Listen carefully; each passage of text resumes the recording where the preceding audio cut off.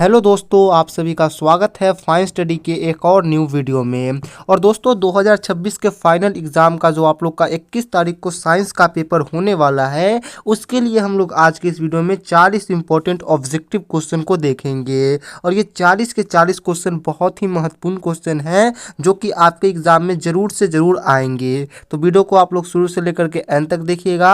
चलिए हम लोग आज की इस वीडियो की शुरुआत करते हैं। देखिए, हम लोग देखेंगे सबसे पहले अपना पहला क्वेश्चन। और पहला क्वेश्चन आपसे कहता है मानव हृदय में कितने कोष्ठ होते हैं। तो मैं आपको बता दूं कि मानव हृदय में 4 कोष्ठ होते हैं। ऑप्शन नंबर डी इसका बिल्कुल ही राइट आंसर होगा। अगले क्वेश्चन की ओर बढ़ेंगे। अगला क्वेश्चन आपसे कहता है मानव हृदय का औसत प्रकुंचन दाब लगभग कितना है। तो मानव हृदय का औसत प्रकुंचन दाब जो होता है वो लगभग 120 mmHg होता है। तो आप सभी लोग याद रखिएगा 120 mmHg। ऑप्शन नंबर ए इसका बिल्कुल ही राइट आंसर होगा। तीसरा नंबर क्वेश्चन आपसे कहता है पौधों में बाष्पोत्सर्जन किस भाग से होता है। तो बाष्पोत्सर्जन की जो प्रक्रिया है ये पौधों में किस भाग से होता है। तो ये पौधों में पत्तियों के द्वारा होता है, आप लोग याद रखिएगा। ऑप्शन नंबर सी इसका बिल्कुल ही राइट आंसर होगा। नेक्स्ट क्वेश्चन 4 नंबर क्वेश्चन आपसे कहता है कृत्रिम विकक किन अवशिष्ट उत्पादों को रुधिर से अपोहन द्वारा पृथक करता है। पृथक का मतलब होता है कि अलग करना। तो आप लोग याद रखिएगा कि जो कृत्रिम विकिक होता है ये किन अपशिष्ट पदार्थों को रुधिर से बाहर करता है। तो आप सभी लोग याद रखिएगा नाइट्रोजन को करता है। तो ऑप्शन नंबर क्या हो जाएगा इसका, ए बिल्कुल ही राइट आंसर होगा, नाइट्रोजन। नेक्स्ट क्वेश्चन की ओर बढ़ते हैं। अगला क्वेश्चन काफी इंपॉर्टेंट क्वेश्चन है। क्वेश्चन आपसे कहता है कि हाइड्रा में प्रजनन किस विधि से होता है। तो हाइड्रा एक जीव का नाम है और उस जीव में प्रजनन किस विधि से होता है। तो सभी लोग याद रखिएगा उसमें मुकुलन विधि से प्रजनन होता है। ऑप्शन नंबर क्या हो जाएगा इसका, बी बिल्कुल ही राइट आंसर होगा। नेक्स्ट क्वेश्चन की ओर हम लोग बढ़ेंगे। अगला 6 नंबर क्वेश्चन कहता है कि जिंक ब्लेड निम्न में से किसका अयस्क है। तो जिंक ब्लेड जो अयस्क होता है वो आप सभी को पता होना चाहिए कि जिंक का अयस्क होता है। तो ऑप्शन नंबर क्या हो जाएगा इसका, बी यानी कि जिंकाइट बिल्कुल ही राइट आंसर होगा।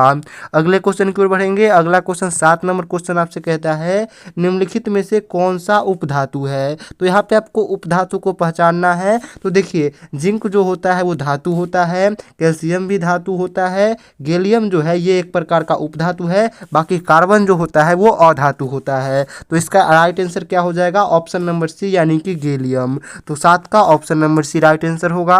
नेक्स्ट क्वेश्चन हम लोग देखेंगे। 8 नंबर क्वेश्चन कहता है निम्नलिखित में से कौन अधातु है। अब यहाँ पे आपको अधातु को पहचानना है। तो इसका बिल्कुल ही राइट आंसर हो जाएगा ऑप्शन नंबर ए यानी कि कार्बन। कार्बन क्या होता है, अधातु होता है और कार्बन का संकेत सूत्र क्या होता है, सी होता है। तो ये भी आप लोग याद रखिएगा। अगले क्वेश्चन की ओर बढ़ेंगे। नेक्स्ट क्वेश्चन आपसे कहता है निम्न में से कौन सा आयनिक यौगिक है। तो आयनिक यौगिक यहाँ पे कौन हो जाएगा, तो आप सभी लोग याद रखिएगा NH3 जो है वो आयनिक यौगिक होता है। सॉरी, NH3 नहीं होगा, इसका जो राइट आंसर होगा ये CaCl2 होगा। ऑप्शन नंबर सी इसका बिल्कुल ही राइट आंसर होगा। नेक्स्ट क्वेश्चन की ओर बढ़ेंगे।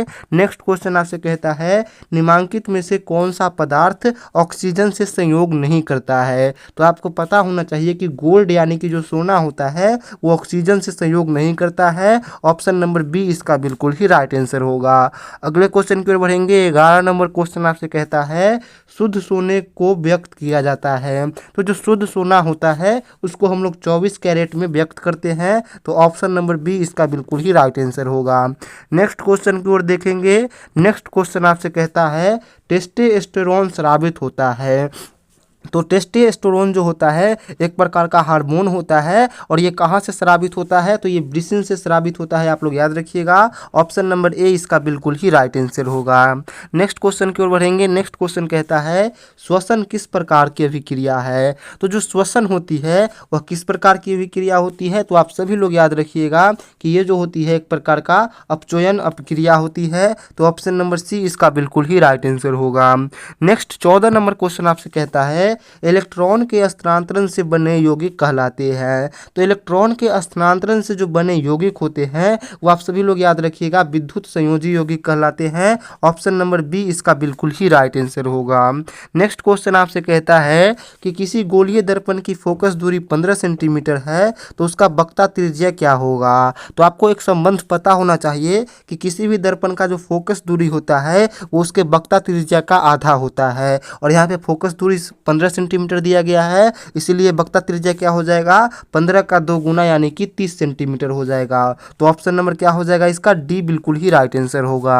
अगले क्वेश्चन की ओर बढ़ेंगे। अगला क्वेश्चन आपसे कहता है प्रकाश के परावर्तन के कितने नियम हैं। ये काफ़ी ज़्यादा इंपॉर्टेंट क्वेश्चन है और काफ़ी ज़्यादा आसान क्वेश्चन है। प्रकाश के परावर्तन के सिर्फ और सिर्फ 2 नियम होते हैं, तो ऑप्शन नंबर बी हो जाएगा 16 का बिल्कुल ही राइट आंसर। अगला 17 नंबर क्वेश्चन आपसे कहता है कि वैसे पौधे जो पोषण के लिए सड़ी गली चीज़ों पर निर्भर होते हैं वो क्या कहलाते हैं। तो आप लोग याद रखिएगा कि वैसे पौधे जो पोषण के लिए सड़ी गली चीज़ों पर निर्भर होते हैं वो मृत जीवी पौधे कहलाते हैं। ऑप्शन नंबर बी इसका बिल्कुल ही राइट आंसर होगा। नेक्स्ट क्वेश्चन है कि जल में हाइड्रोजन एवं ऑक्सीजन का परमाणु संख्याओं का अनुपात क्या होता है। तो देखिए जल का जो सूत्र होता है वो होता है H2O, और इसमें हाइड्रोजन कितना होता है 2 होता है, ऑक्सीजन कितना होता है 1 होता है। अब यहाँ पे पहले हाइड्रोजन पूछा गया है और बाद में ऑक्सीजन, तो 2:1 जो होगा यानी कि ऑप्शन नंबर ए इसका बिल्कुल ही राइट आंसर होगा।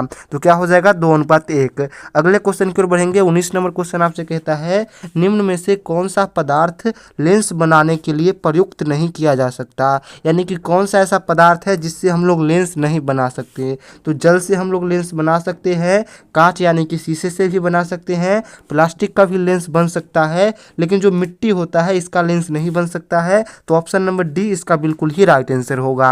नेक्स्ट क्वेश्चन की ओर बढ़ेंगे। नेक्स्ट क्वेश्चन 20 नंबर आपसे कहता है मनुष्य की दांत की सबसे ऊपरी परत क्या है। तो मनुष्य की दांत की जो सबसे ऊपरी परत होती है उसे हम लोग इनामेल कहते हैं, और ये सबसे कठोर परत होती है, आप लोग ये भी याद रखिएगा। तो ऑप्शन नंबर क्या हो जाएगा इसका बी बिल्कुल ही राइट आंसर।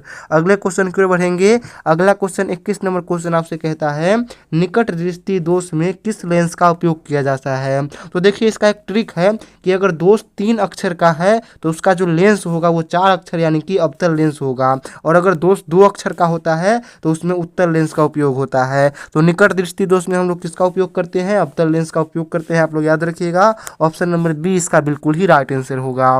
नेक्स्ट जो 22 नंबर क्वेश्चन है वो आपसे कहता है सिल्वर क्लोराइड का रंग क्या होता है। तो सिल्वर क्लोराइड की बात करें तो इसका रंग श्वेत होता है, आप लोग याद रखिएगा। ऑप्शन नंबर ए इसका बिल्कुल ही राइट आंसर होगा। अगले क्वेश्चन की ओर बढ़ते हैं। अगला क्वेश्चन आपसे कहता है कि पत्तियों का मुरझाना किस हार्मोन के कारण होता है। तो आप लोग देखते हैं कि पत्ती एक सीजन के बाद पत्ती जो होता है वो मुरझा करके गिर जाती है, तो ऐसा क्यों होता है। तो ऐसा होता है एब्सिसिक अम्ल के कारण, आप लोग याद रखिएगा। ऑप्शन नंबर डी इसका बिल्कुल ही राइट आंसर होगा। नेक्स्ट देखिए जो कि 24 नंबर क्वेश्चन है वो आपसे ये कहता है कि हाइड्रा में प्रजनन किस विधि से होता है। तो जितने भी हाइड्रा होते हैं, हाइड्रा जीव होते हैं, उसमें जो प्रजनन होता है वो मुकुलन विधि से होता है, आप लोग याद रखिएगा। ऑप्शन नंबर बी इसका बिल्कुल ही राइट आंसर होगा। अगला 25 नंबर क्वेश्चन आपसे कहता है कौन सा अधातु कमरे के ताप पर द्रव्य होता है। तो आप लोग को इस क्वेश्चन में ध्यान रखना है कि आपसे धातु पूछा गया है या फिर अधातु। अगर आपसे धातु पूछा जाता है तो इसका राइट आंसर पारा होता है, और अगर आपसे अधातु पूछा जाता है तो उसका राइट आंसर ब्रोमीन होता है। तो इसका क्या हो जाएगा ऑप्शन नंबर ए, यानी कि ब्रोमीन क्या होता है कमरे के ताप पर द्रव होता है। अगले क्वेश्चन की ओर बढ़ते हैं। अगला क्वेश्चन आपसे कहता है कि डेंगू उत्पन्न करने वाले मच्छर किस तरह के जल में रहते हैं। तो देखिए डेंगू उत्पन्न करने वाले जो मच्छर होते हैं वो साफ जल में रहते हैं, और मलेरिया उत्पन्न करने वाले जो मच्छर होते हैं वो गंदा जल में रहते हैं। तो ये दोनों ही क्वेश्चन आप लोग याद रखिएगा। इसका राइट आंसर क्या हो जाएगा ऑप्शन नंबर ए, यानी कि साफ जल। अगले क्वेश्चन की ओर बढ़ेंगे। अगला क्वेश्चन आपसे कहता है नाभिकीय ऊर्जा प्राप्त करने हेतु क्या आवश्यक है। तो नाभिकीय ऊर्जा अगर आपको प्राप्त करना है तो उसके लिए क्या आवश्यक है, तो आप लोग याद याद रखिएगा यूरेनियम आवश्यक है। ऑप्शन नंबर सी इसका बिल्कुल ही राइट आंसर होगा। अगला 28 नंबर क्वेश्चन है, हमारे घरों में जो विद्युत आपूर्ति की जाती है वह क्या होती है? तो हमारे घरों में जो विद्युत आपूर्ति की जाती है वो 220 वोल्ट पर प्रत्यावर्ती धारा होती है। आप लोग याद रखिएगा ऑप्शन नंबर सी इसका बिल्कुल ही राइट आंसर होता है। अगला क्वेश्चन काफ़ी इंपॉर्टेंट क्वेश्चन है कि किसी माध्यम का अपवर्तनांक का मान क्या होता है? तो अपवर्तनांक यानी कि म्यू बराबर क्या होता है? तो म्यू बराबर आप लोग याद रखिएगा साइन आई बटा साइन आर होता है। ऑप्शन नंबर ए इसका बिल्कुल ही राइट आंसर होगा।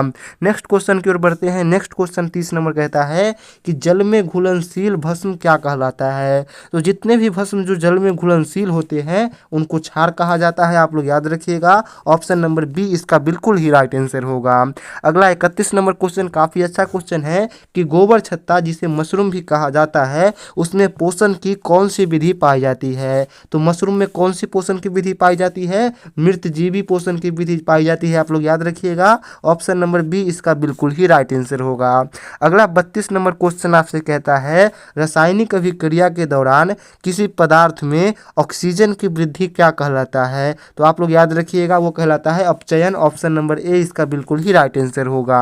नेक्स्ट क्वेश्चन आपसे कहता है कि प्रकाश में किस वर्ण के लिए तरंगदैर्घ्य का मान सबसे अधिकतम होता है? तो प्रकाश का जो होता है जो लाल कलर होता है इसके लिए तरंगदैर्घ्य का मान क्या होता है? सबसे अधिक होता है। और सबसे कम तरंगदैर्घ्य किसके लिए होता है? तो बैगनी कलर के लिए होता है। आप लोग याद रखिएगा दोनों ही क्वेश्चन काफ़ी इंपॉर्टेंट है। और 33 का क्या हो जाएगा? ऑप्शन नंबर ए यानी कि लाल बिल्कुल ही राइट आंसर। अगले क्वेश्चन की ओर बढ़ेंगे। अगला 34 नंबर क्वेश्चन आपसे कहता है प्रकाश की चाल क्या होती है? तो प्रकाश की चाल जो होती है वो 3 लाख किलोमीटर प्रति घंटा होती है। लेकिन अगर प्रति घंटा न दिया रहे तो आप लोग कहिएगा 3 × 10⁸ मीटर पर सेकेंड होता है। ऑप्शन नंबर ए इसका बिल्कुल ही राइट आंसर होगा।